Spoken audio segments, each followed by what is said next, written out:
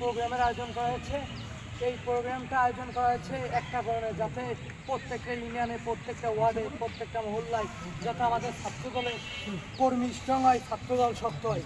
একটা দলের, আমাদের বিএনপির দলের সব থেকে ধরতে গেলে বড় একটি অঙ্গ সংগঠন আমাদের ছাত্রদল অঙ্গ সংগঠন।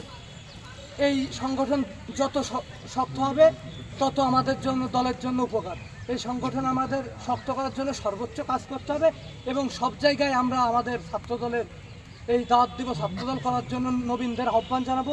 আমরা তাদের সামনে এমন কিছু উপস্থাপন করব যে যারা তাদের ওই ফলে আমাদের কথার উপর ভিত্তি করে আমাদের কাজ দেখে তারা আমাদের সঙ্গে ছাত্রদল করার জন্য আগ্রহী হয়।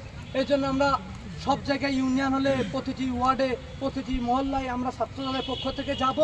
যেখানে 5টা নতুন শিক্ষার্থী দেখবো, আমরা কথা বলবো, সবার সঙ্গে মিশবো, যাতে ওরা আমাদের ছাত্রদল করার জন্য আমাদের প্রতি আগ্রহী হয়।